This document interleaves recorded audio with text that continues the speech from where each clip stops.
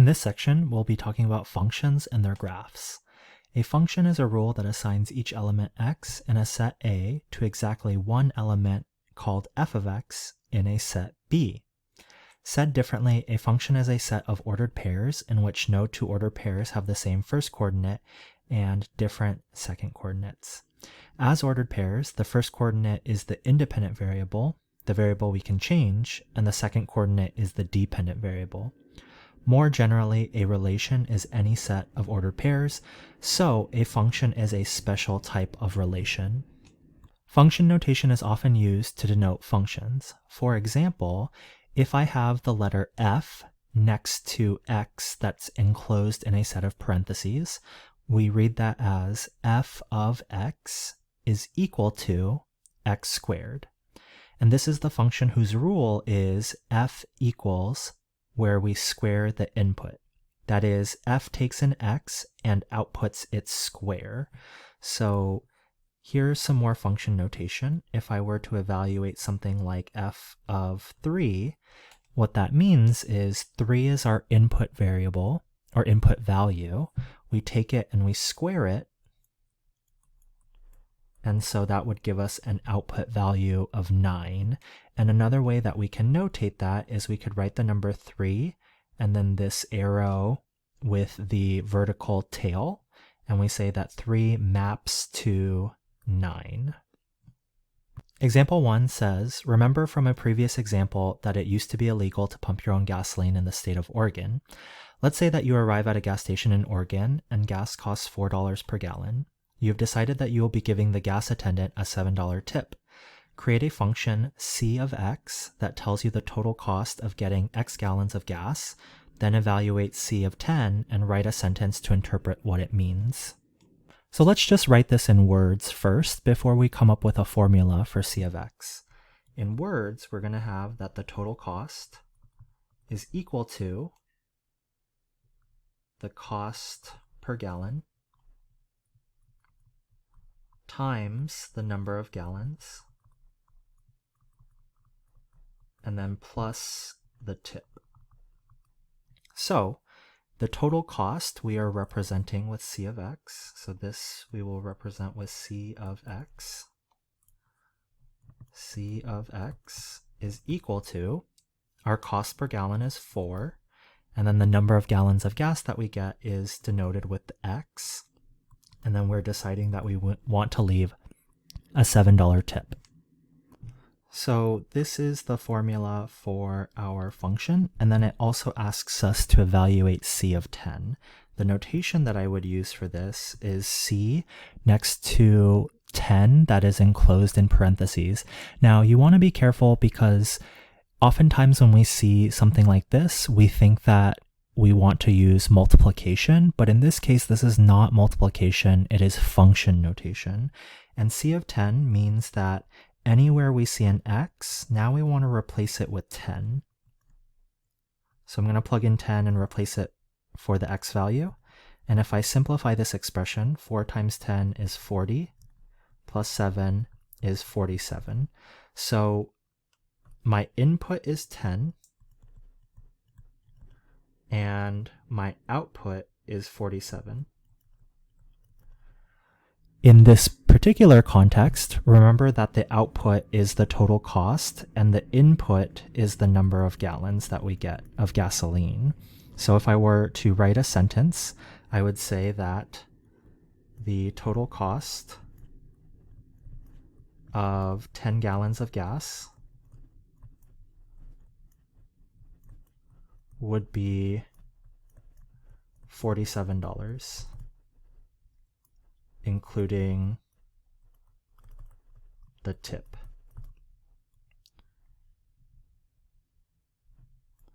So that concludes example 1. Example 2 says consider the function g of x is equal to 8x squared minus 5. Evaluate the following.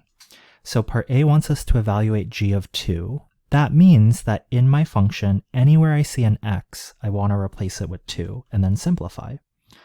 So g of 2 is going to equal, instead of 8x squared, I'm going to put 8 times 2 squared and then minus 5.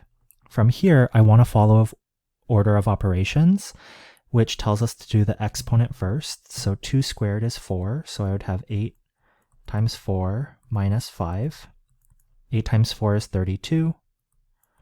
32 minus 5 is equal to 27.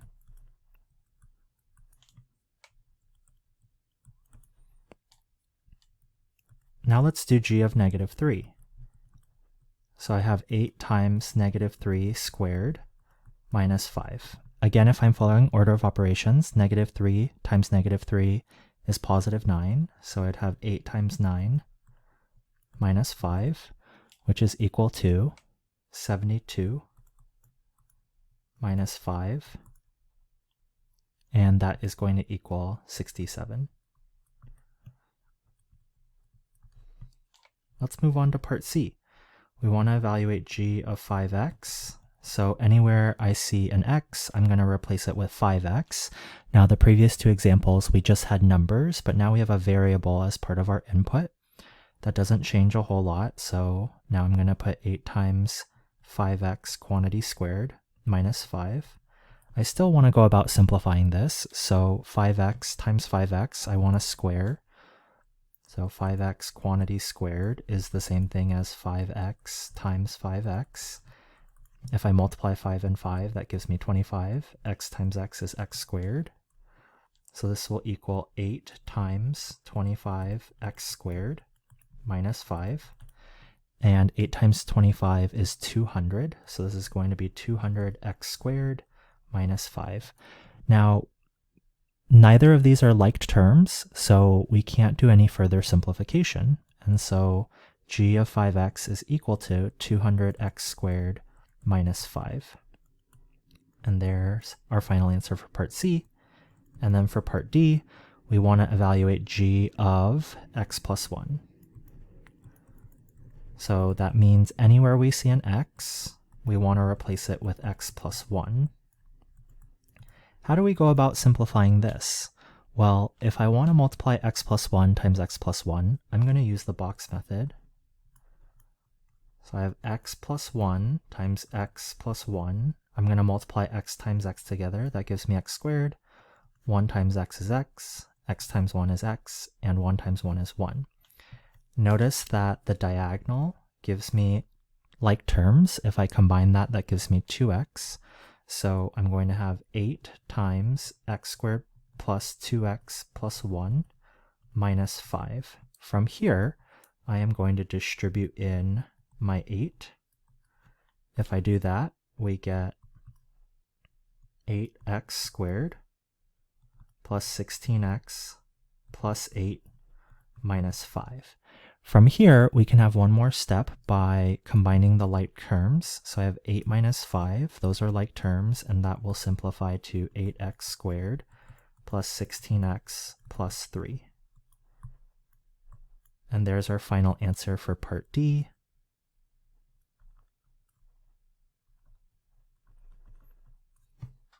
Example 3 says, consider the function r of x is equal to 1 minus 2x over 3.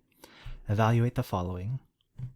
In part A, we're evaluating r of 2, meaning that anywhere we see an x, we want to replace it with 2. So I have 1 minus 2 times 2 over 3.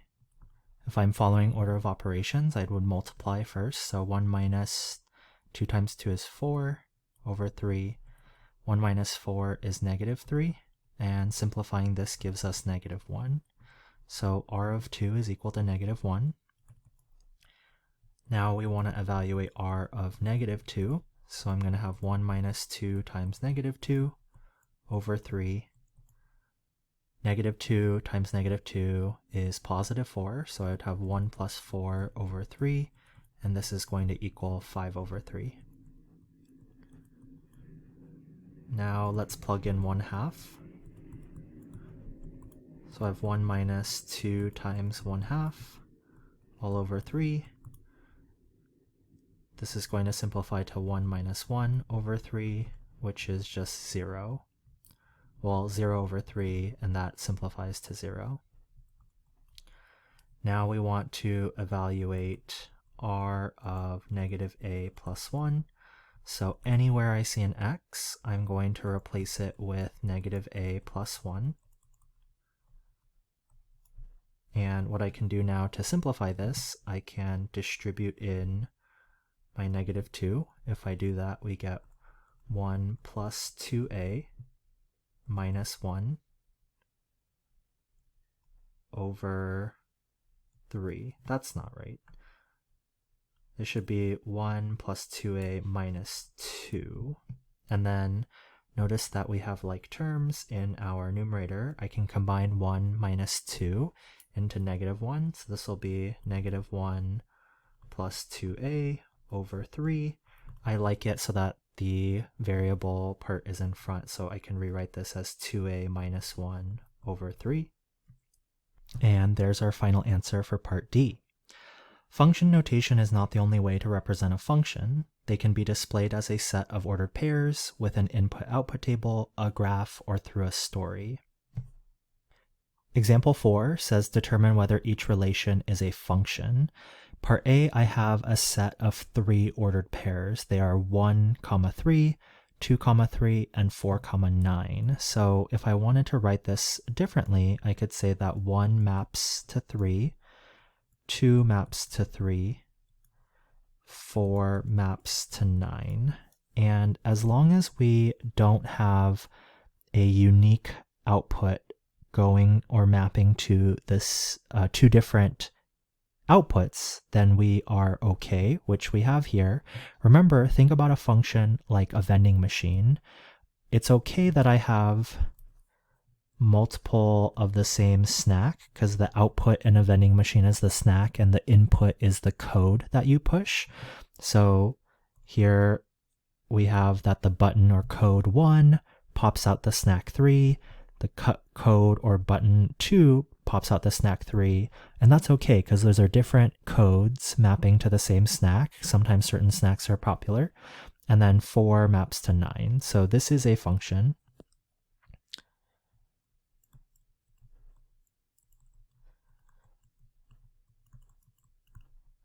Let's look at part B. I have 9, negative 3, 9, positive 3, 4, 2, and 0, 0. So what this does is this tells us that 9 maps to negative 3, 9 maps to positive 3, 4 maps to 2, and 0 maps to 0.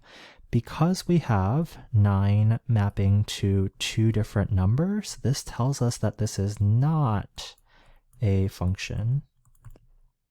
Lastly, in part C, we have an input-output table. So this is something you might see at like a grocery store, which tells you that if you get between a quantity of 1 and 5 things, then the unit price, which is another way of saying the price per item, is $9.40.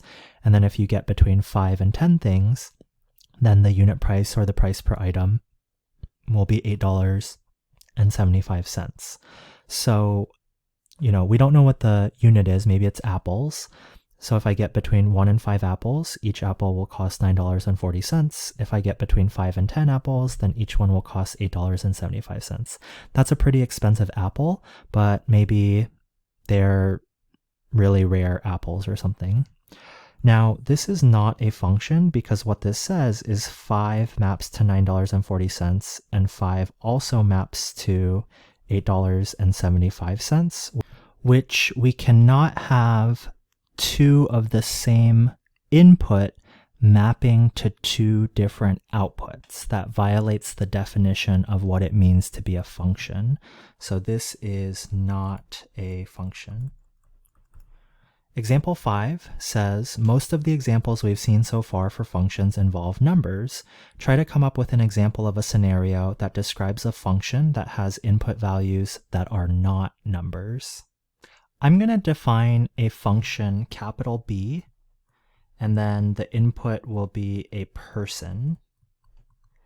And then the output of this function will tell us the person's birth month. Now, this is a nice example of a function where the input and the output are not numbers, but it has to be a function because a person has to be born on a single date. So for example, if I plug in B of Taylor Swift, her birth month is December, so Taylor Swift maps to December, and it's not possible for the input value of Taylor Swift to have any other output values because you only have a single birthday, and so you can only have a single birth month. It wouldn't make sense to say that Taylor Swift was born in December but also born in July. That makes no sense. So let's do one more example where I have the input for another person. B of Gandhi would be equal to October. Gandhi was born in the month of October. Also, I misspelled Gandhi, so it's actually spelled Gandhi. There we go. There's many more examples of functions you can come up with. Try to come up with one of your own where the input value is not a number. Maybe the output value could be a number, but try to come up with one on your own. Next, we're going to be talking about domain and range. The domain of a relation is the set of all first coordinates of the ordered pairs. The range of a relation is the set of all second coordinates of the ordered pairs. Another way to think about this is that the domain is the set of all possible input values, and the range is the set of all possible output values. The natural domain of a function is the maximal set of real numbers that the rule of the function is defined on. A restricted domain is a subset of the natural domain. Restricted domains might occur when there are other factors restricting what numbers can be used as an input. For example, you are unlikely to evaluate a function that models the position of a particle at a time t that is a negative value of t, since negative time isn't really a thing. Example 6 wants us to determine the domain of the following functions. In part A, we have f of x equals x squared minus 5x plus 7. This is an example of a quadratic function because it's in the form ax squared plus bx plus c. And the domain of a quadratic function, and more generally, quadratics fall under a broader category of functions called polynomials. And the domain of polynomials, unless it is restricted, always has a domain of all real numbers. And I'm going to represent this in interval notation. So for part A, the domain is negative infinity to positive infinity. I can plug in any number my heart desires into the quadratic function, and I should still be able to get an output value. Now, that's not quite the same scenario in question part B. This is what's called a rational function. And the reason is that, or the reason for the domain not being all real numbers is because I can't plug in a number that is going to make my denominator 0. So really I could plug in any other value into this function as long as my denominator is not made out to be 0. How do I figure out what x values are going to make my denominator 0? Well, I can take my denominator and I can set it equal to 0. If I solve for x, I get 3x equals 5. Then if I divide both sides by 3, I get x is equal to 5/3. So now I know that in my function, if I plug in the value x equals 5/3, that's going to make my denominator 0. And in math and in the real world, we cannot divide by 0. That is undefined, and it leads to bad things happening. So basically what we are saying here is that our domain is all real numbers except for the number 5/3. Now that we know that when we plug in 5/3 into our denominator and it makes that 0, there's a few different ways that we can write our domain. One of them is in interval notation. So we're going to include all the real numbers except for 5/3. So I would have my domain go from negative infinity to 5/3, union 5/3 to infinity. So notice that we have this this union of intervals here, and that is going to contain every single number on the real number line except for 5/3. Now, another way that we can notate this is using set builder notation. So we could say any number x that is an element of the real numbers such that x is not equal to 5/3. This is another way that we can notate the domain for our function in part B. In part C, we have h of z is equal to the square root of 2z minus 1, and this is called a root function because it contains a square root. Now, when we're taking the square root of a number, in terms of talking about real numbers, we cannot take the square root of a negative number.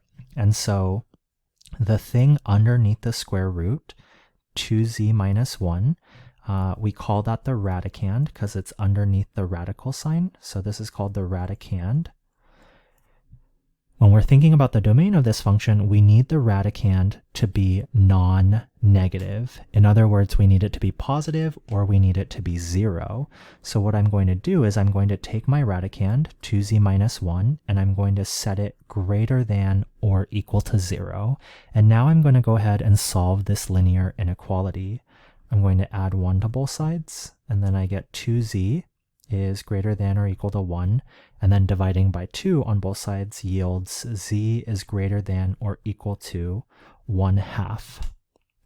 So once again, I'm going to write my domain in a couple of different ways. One way we could do it is in interval notation. So it needs to be greater than or equal to 1/2. So I'm going to put a bracket on 1/2, and then this goes to infinity, and infinity will have a parenthesis on it.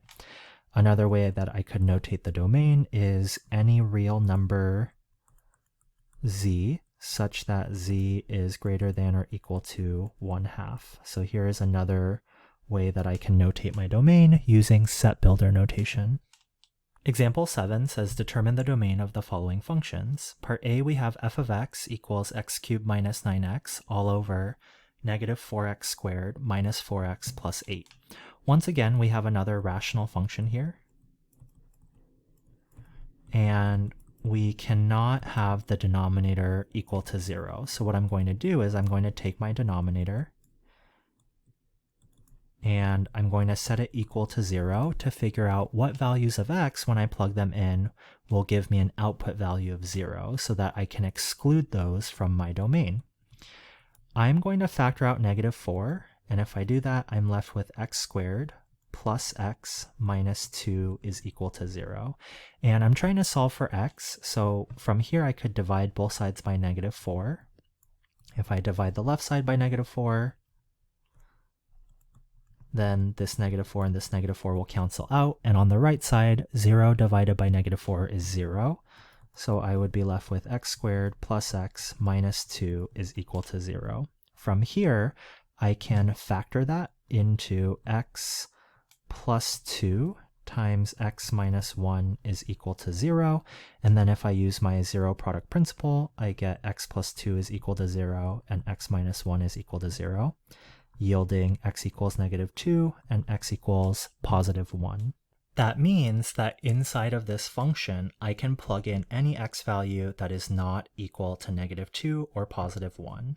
So if I wanted to represent my domain in interval notation, it would be from negative infinity to negative 2, union negative 2 to positive 1, union 1 to infinity. Now, in class, a few of my students thought that the answer might just be this. But if we do that, that means that we're excluding all of the numbers between negative 2 and positive 1. For example, I'm still able to plug in negative 0.75 or 0 or 0.3. These are all valid numbers that I'm able to plug into the function. So let's go ahead and put that back. Here is our domain in interval notation. And then another notation that we could give it in is set builder notation. And I can say that x is a real number. So my domain consists of real numbers x such that x is not equal to negative 2. And so I'm going to put a slash through the equal sign, meaning x cannot equal negative 2 or positive 1. So here's an alternative notation for my domain. In part B, we have r of x is equal to 20 plus x squared all over the square root of x squared minus 9x. Here we have a fraction, and we also are dealing with a square root. So not only can we not have the denominator be 0, but we can also not have a negative number in the radicand. So because we're concerned with two different things, the radicand is x squared minus 9x, and normally if it were just underneath a regular square root, we would set this greater than or equal to 0. But remember, because it's in the denominator, it cannot equal 0. So we need to solve for when this thing is just greater than 0. I'm going to go ahead and factor out x. And then if we use the zero product principle, we find that our critical values are x equals 0 and x equals 9. If I am sketching that really quickly, that would mean that this particular quadratic, x squared minus 9x, would have x-intercepts at 0, 0, and at 9, 0. So if I were to sketch a graph of this parabola, it would look something like that. And I want to know, when is this above the x-axis, because we're solving for when it's greater than 0, and it's above the x-axis everywhere before 0 and everywhere after 9. So if I were writing that in interval notation, we would have negative infinity to 0, union 9 to infinity, like that. You could also represent the domain in set builder notation by saying x is a real number such that x is less than 0 or x is greater than 9. So here's an alternative notation. A piecewise function is a function that is defined by different formulas on different parts of its domain. Example 8 says, Joseph C. owns a Pokemon museum where he offers guided tours. On these guided tours, he charges $5 per person for groups of 1 to 9 people. If you bring a group of 10 or more people, and you are charged a flat fee of $50. Create a function C of P that models the scenario described above, where C of P represents the total cost in dollars for a group of P people. Then sketch a graph of the function.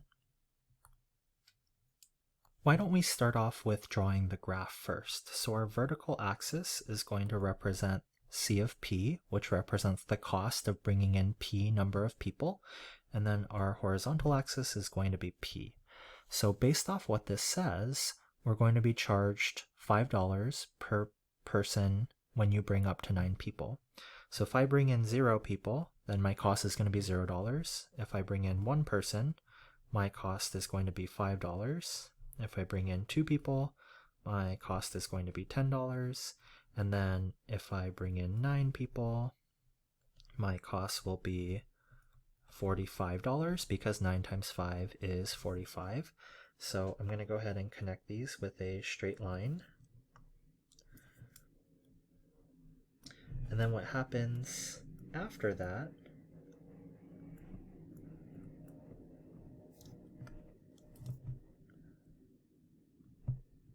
So this is still C of P. Here we have 50. If I bring in 10 people, it's going to be $50. And then after that, we're going to have a flat fee. So anything after 10 people, it's going to be a flat $50. So if I want to create a function out of this, we have C of P is equal to, I'm using this left curly bracket because we're going to have different scenarios.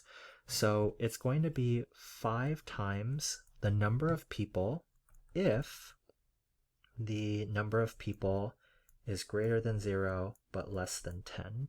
So essentially if I'm bringing between 1 and 9 people. And then it's equal to 50 if P is greater than or equal to 10. So this is the notation that we use for a piecewise function. We're going to have multiple formulas. So here is one of the formulas, and then here's another formula, and we only take on those formulas for certain parts of our domain. So the first one we use 5p if p is greater than 0 and less than 10, and then we use the second formula if p is greater than or equal to 10.